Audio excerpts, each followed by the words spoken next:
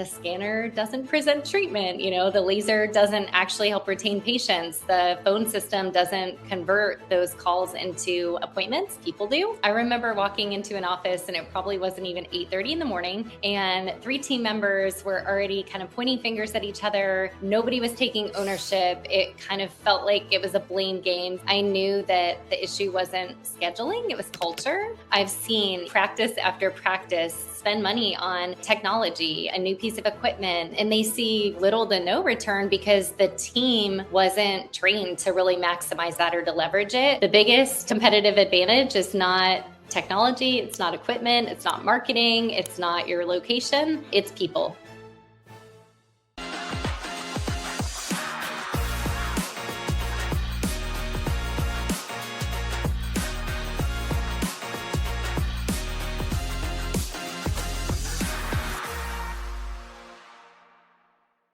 Welcome back to the Private Practice Playbook.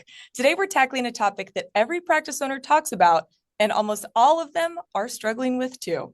While Jay is usually behind the microphone, today we're going inside the practice with someone who has spent her career helping doctors, teams, and patients succeed from the clinical side of the business. Our guest is Jaclyn Dunn, registered dental hygienist and clinical team lead at the Practice Growth Institute.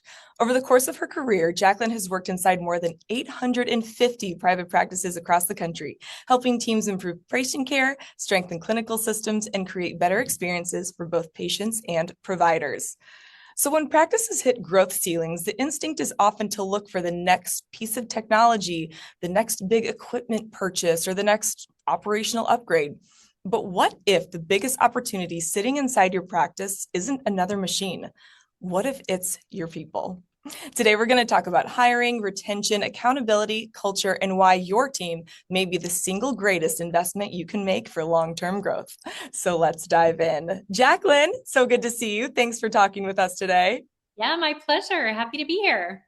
So, Jaclyn, when you walk into a practice for the first time, what tells you within the first hour whether it's healthy or struggling? Oh gosh. I think, one thing that I've learned after visiting so many offices is that culture reveals itself pretty quickly. So I remember walking into an office and it probably wasn't even 8:30 in the morning, and 3 team members were already kind of pointing fingers at each other, talking about some kind of scheduling snafu. Nobody was taking ownership. It kind of felt like it was a blame game. So before we even started training, I knew that the issue wasn't scheduling, it was culture. So a lot of times within the first hour, I'm not looking at anything except for people, looking to see, how does the team communicate? Do they greet each other? Are they proactive? Does the doctor, how does the doctor interact with the team? Do people seem like energized and happy to be there or exhausted? Does the team seem confident in making decisions? It's really just looking at the dynamic and what's happening with the people versus anything else. Yeah, that's the word that came to my mind too, dynamic, right? Because even though, patients go to their dentist or their private practice for the highest quality of care, the latest technology, it still is a living, breathing business, and it's people serving people. So pointing that out is really next level. And I think that a lot of practice owners might not consider. Having said that, practice owners do spend a ton of money on equipment upgrades. But why do you think specifically that their bigger investment should be their people, not so much the technology? Well, the people are what's going to get the return, right? So I've seen, practice after practice spend money on, technology, a new piece of equipment, and they see sometimes, little to no return because the team wasn't trained to really maximize that or to leverage it. So, often, I see owner doctors go, oh, equipment, technology, that's going to get me, that's going to get us the production, that's going to get us the treatment, that's going to help, grow the practice. But the scanner doesn't present treatment, the laser doesn't actually retain patients, the phone system doesn't convert, calls into appointments. People do. So, equipment, technology, those are great things. We should absolutely invest in those, but the more important thing and the better investment is, building the team and training them so that they're capable of leveraging it. So, making sure that we're investing in leadership and, communication and establishing accountability and, the ongoing development of all of the clinical team members and the admin team members. Sometimes the go-to feels like the equipment, and oftentimes that's the easier thing to go to. It feels easier and like faster ROI than doing that kind of hard work of developing the people. Yeah, that's such an important distinction that the technology doesn't really work unless the people are working the right way. People Yeah. work for the technology, not vice versa. Like we mentioned earlier, you've been in upwards of 850 practices across the country and the world even. Is there like one common denominator that separates great teams from average or middle of the pack medium teams? Yeah, I think the thing that stands out in my mind is that kind of the average teams, they're focused on the day-to-day like activities, like, oh wow, like we saw so many patients, we were so busy. Whereas, some of those really great teams, they're focused on the result. They're focused on the outcomes. What did we accomplish? It's a mindset shift that makes such a huge difference. I think also too with those really high performing teams, people know, everyone knows what success looks like. They know their role. They know what their role is. They know what they own, the stats that they're in charge of, the metrics that they're tracking, what they're accountable for. So, those great teams, they aren't staying in one place. They're not static. They're always getting better. They have that mindset of continual improvement. They're always asking that question, like, what can we do today that would be better than what we did yesterday? So I think that's definitely something that I see that's an easy distinction between some of those kind of average teams and those really great teams. Yeah, I'm hearing you say like those teams have a lot of clarity in what they're doing in the practice, their role in the practice. Where's the cohesion with the team? How are they working together? That's so interesting. Definitely. Yeah. What is perhaps the biggest hiring mistake that you see practice owners making today? And any tips on how they can avoid those mistakes? Gosh, this one is a good one. I think maybe two biggest mistakes. So I think one of the biggest mistakes is hiring based on a resume. So really looking for that experience, that, really beefy resume. And, our most successful practices, they hire based more on potential. So I've seen, some of the best team members that I've met, they have really limited dental experience, but they were, a great culture fit. They were super coachable. Meanwhile, I've seen, extremely experienced team members with these impressive resumes create really massive culture problems. So that's one mistake that I see a lot. The other mistake is hiring out of desperation. We need someone yesterday.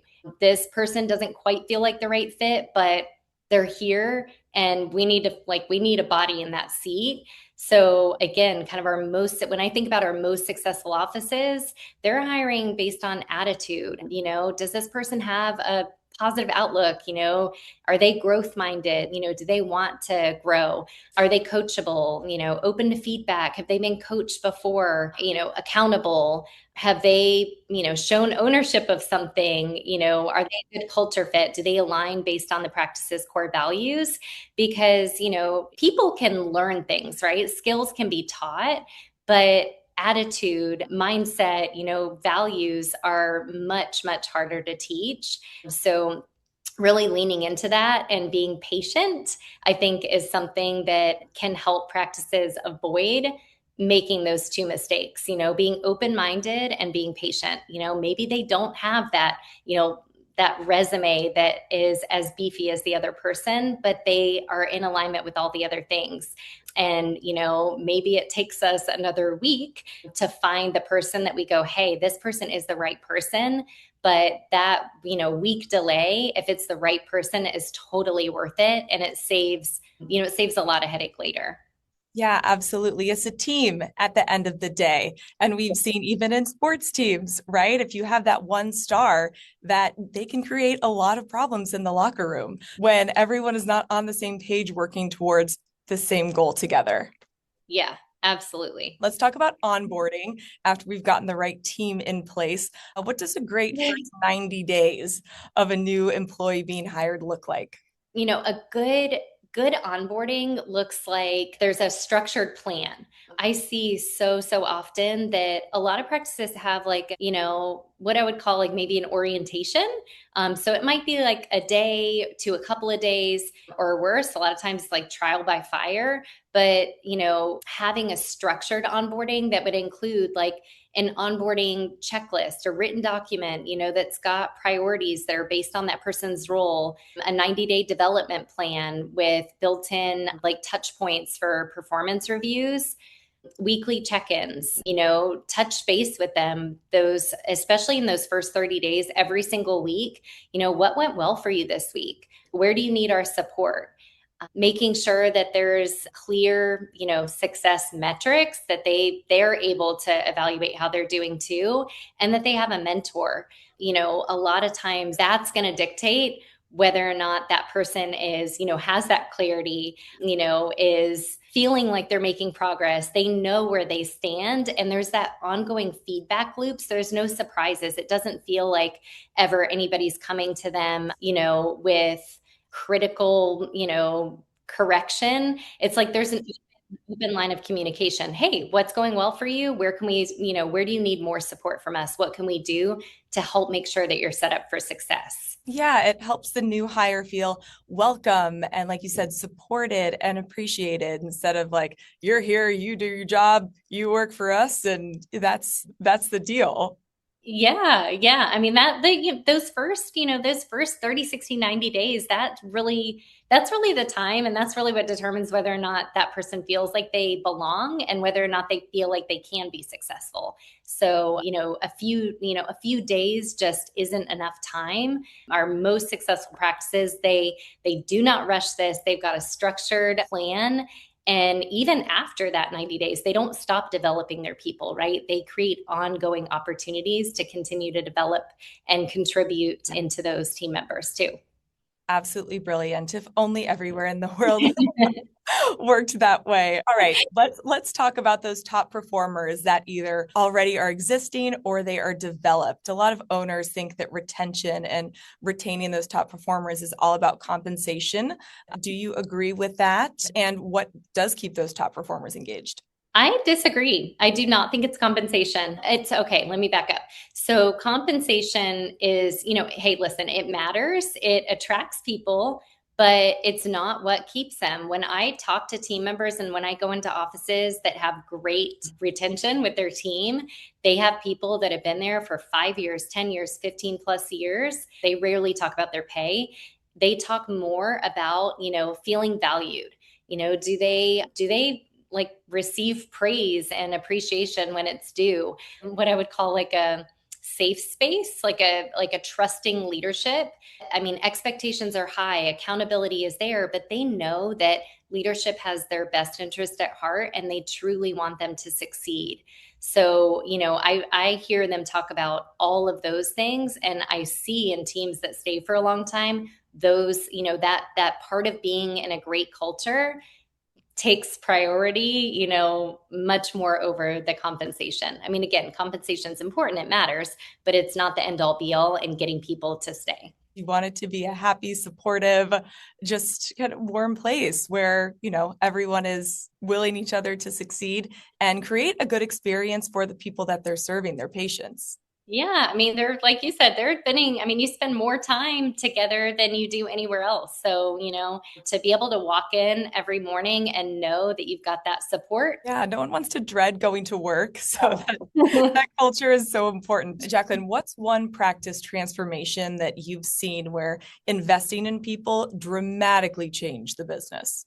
I think that, there's a couple of offices I can think of where they really were convinced that they had a people problem. There was constant turnover, morale was really low, and like numbers weren't there, they were super inconsistent. So, the doctor was convinced that they needed better people. They needed to find better people. But, after spending some time in the office, it became obvious pretty quickly that the issue wasn't the people, it was clarity. Nobody had clarity. Nobody knew expectations. Nobody had goals. Nobody was being coached and developed. And the doctor was frustrated because the team wasn't taking ownership, but the team was frustrated because they didn't really understand or know what ownership looked like. So once we were able to identify some of those disconnects, everything really changed. So, yes, they invested in, developing their leaders, but they also invested in their team and really train the team how to communicate better, how to, hold each other accountable in a healthy way, how to, present treatment more confidently, how to understand how to impact the practice and really create success within the practice. And that's when things really started to change. That's where they started paying attention to the right things. They started, measuring what mattered. And probably, I think it was about 18 months until I went back again. Their turnover virtually disappeared. They had their best month ever for collections, new patients, case acceptance, referrals. You name it, just about everything was up. That was incredible to see. But more incredible than that was to see that, those team members were thinking like the business owner. They were looking for solutions. They, were holding each other and themselves accountable. They were coming to the table with, really again, with like solutions versus problems. So huge 180 for sure. I love that. You mentioned several really important ways that practices can improve from, getting new patients in the door to accepting more treatment. But what's one simple audit that every listener could perform this week to measure the health of their team? I think, starting with themselves. So asking themselves, does everyone in the practice have clearly defined expectations? Do they know and do they have a metric that they own? Have I had one-on-one conversation with every person on the team in the last 30 days? Would my team describe culture the same way that I would? So, starting with yourself, any of those questions that have a no answer, that's a huge opportunity. And then, having the team actually rate the practice from 1 to 10 in a lot of different areas, trust, communication, accountability, clarity, development, training. Anything that they rate an 8 or lower, deserves attention. I think the key is it can be really overwhelming, if you try and tackle everything at once, but don't try and fix everything at once. Just pick one thing, pick one thing to hone in on and to really focus on for the next 90 days and then move to the next. And before you know it, again, small change can make a huge impact. You mentioned focusing on just one thing. What's one investment that in human capital that can consistently pay for itself over the life of a practice? I'd say leadership development every single time. Leadership is kind of the multiplier. Team development go hand in hand with leadership development. So, great leaders really create the environment at the stage, but great training gives people the skills and the confidence to perform within that environment. So, our highest performing, kind of most successful practices really do invest in both of those things. Fantastic. All right, last question, Jaclyn. If listeners remember only one thing from our conversation today, what should it be? The biggest competitive advantage is not technology, it's not equipment, it's not marketing, it's not your location, it's people. So, a high performing team that trusts each other, that communicates well, that executes consistently is gold. So, that really is the secret sauce. I love it. Thank you so much, Jaclyn. A ton of brilliant takeaways from today's conversation. I know our listeners got a lot out of it. And one thing specifically that stands out from today's conversation for me is that great teams do not happen by accident.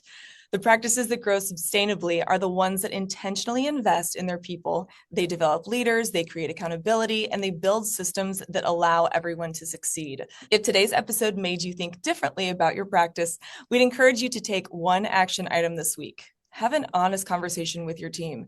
Evaluate your hiring and onboarding process, or identify one investment that you can make in developing your people. And if you found value in this discussion, share this episode with another practice owner who could benefit from it. We will see you next time on the Private Practice Playbook.